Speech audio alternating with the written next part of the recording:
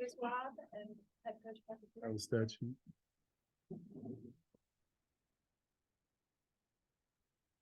Sorry, I didn't see that.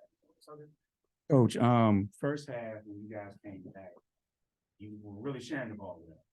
And multiple 2, 3, 4 touch possessions. When they came back in the second half and extended it, not so much. Is that a fair assessment? Yeah, that is a fair assessment. When we are sharing the ball, when we're moving the ball, when we have the ball's moving to, both sides of the floor, we tend to get better shots. When we try to do it by ourselves, then we don't. I think we cut it to 3-point at one point, and then bad shots or turnovers or not getting back in transition. All of those things are, miscommunications on the defensive end, giving them wide open threes. All of those things hurt us in the second half. Hey, Patrick, first off, condolences. Thank you. You kind of just touched on it a little bit, a few of the things that were happening defensively. 102 points, 27 assists. That's big numbers right there. What do you guys got to do to clean that kind of thing up, or was that just a team that got really, really hot? Yeah, they got hot, but we let them get hot. When you give up 50 points in the paint, when you 11 second chance points and 17 fast break points, all of those things hurt. And then on the other hand, we scored 89 points. I think I'm not even sure that might be our most points of the game of the year. Usually when you score 89 points, those are, you have an opportunity to win. We got 89 points. We shot what, 50%? 50% from three. We shot 51% from the field. I mean, those usually you win, but when you, on the other end, let them shoot 69% from the 3-point line and 60% from the field, those are and then 50 points in the paint, and then the free throws, not making free throws, that also hurt. I think we get those are 18 points that we could have had. We make our free throws, it'd be a different story. For Kudus, how close were you with Coach Orr, and what was your reaction when you learned of his passing? Yeah, I was very close with Coach Orr, and he was definitely the one that kind of recruited me to come to Georgetown. So I was more close to him. And yesterday when I heard the news, it was really sad for me, and kind of ruined my night. And just wanted to get a win for him today, but fortunately we couldn't. But we'll keep playing for him throughout the season. Coach, you already brought up the free throws, but from a positive perspective, I know it's hard to talk about positive after it. You got to 32 attempts. How do you encourage this team to stay aggressive? Because you're right, on most nights that ends up being a win.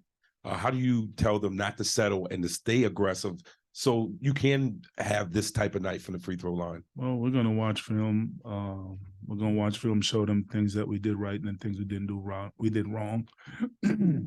Just keep on building, keep on learning, keep on teaching, staying positive. But they do have to continue to stay aggressive. But they also, while they're being aggressive, they have to make the right plays. I always tell them, if I call your play, it doesn't mean that you have to shoot it. If somebody else is open, make the right play. I give everybody on the team a lot of freedom to be able to play and do their things. The only thing I tell them to do is just make the right play. And just from a defensive perspective, was there one or two things that you felt like you struggled with that allowed them to have the open looks that they had? Well, they're a very good post-up team. They post up. They post their big. Their bigs do a great job sealing and going high-low. We tried to double it. We made them when they were doing their motion offense. We got lost a few times, and they were able to make threes. We made a couple of mistakes on out of bounds set where we let them, they got wide open threes off of those as well. So, you know, it was the mistakes that we made defensively to give them wide open shots, and they were able to knock them down. Did you feel like in the second half there was a little bit of regression at the defensive end? I know they scored 40-some, I guess, in the first half, but it felt like right out of the chute there, they seemed to. I'm not going to say there was a regression. I just think that, you know, the mistakes that we made hurt us, kicked us in the butt. And the work that Boom did for them, number 0. Played great. I mean, he played great. He had 28 points. He had 7 assists. He had 4 steals. He played extremely well for them. You know, you got to take your hat off to him. Do you have questions for Coach Orr? I'm not gonna take the question. I have a question, Patrick. No, I know, that's what I'm saying. Oh. Didn't ask it, but awesome. Any other questions for Q? Because I've been asked for athletes before. Patrick, I know it's a new season. It's a different group. How do you guys handle the losing streaks that are with this program right now? How many games we've lost this year? What's our losing streak right now? Is what, 2.2 games? I'm talking about the bigger picture, the Big East losing streaks, and how do you guys handle that as a program? There's a lot of outside noise. This is I can't worry about the outside noise. You know, that has served me my whole career. I don't listen to the outside noise. I just worry about what we can do as a group to get better. We're disappointed that we lost tonight. We're disappointed that we lost every night. Disappointed in the fact that we didn't do what we expected to do last year. But that's last year. This is a new year. You know, we still have what, 19 more Big East games to play. We've lost 1 game. So, you know, ask me that question at the end of the year, and let's see where we are, and then I can answer that one. Where is the team? You know, last year after that Marquette loss, you came in here very, very upset. I think people on notice is this team different than that, and how do you keep it from going in that direction? Well, you know, I don't even remember what point of the season that Marquette game was. It was the first Big East. The first Big East game. You know, this is a different year, different team. We still have a lot of games to go. That day, I guess maybe that day I was frustrated with the way things had been going. Frustrated today. Today was a rough day with losing a dear friend, but you know, we still had to come out and we still had to prepare to try to get a win. It's all about getting wins.